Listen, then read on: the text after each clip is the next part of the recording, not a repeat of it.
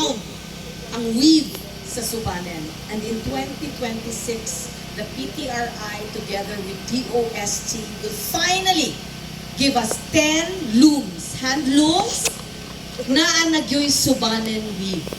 So this is how we are in Zamboanga, Cebu, guys. Slowly but surely, we are making our province very elegant and very clean and very progressive for all of us. Thank you very much. Lambo pa, Zamboanga, Cebu.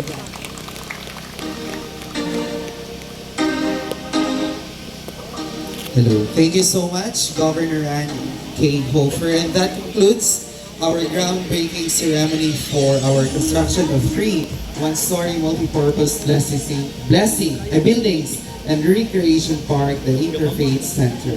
So maayong hapon kanatong tanan o Lambo pa Sibugan.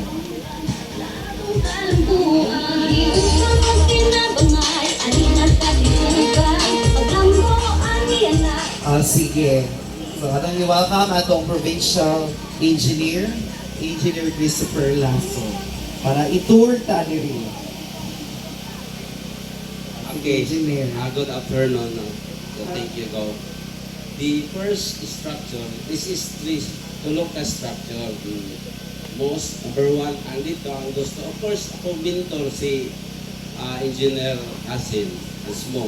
So yung katudlo nga dito kasi I cannot imagine sa gusto. So, ito sa ibabaw, indo to dito.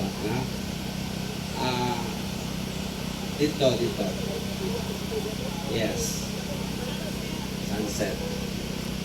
So, ang katong sa right, dito.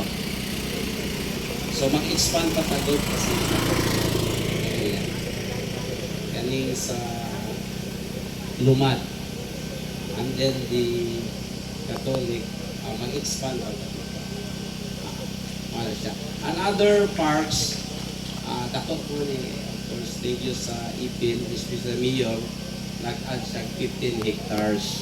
So, part na po sa next budget, no? Landscape and decor.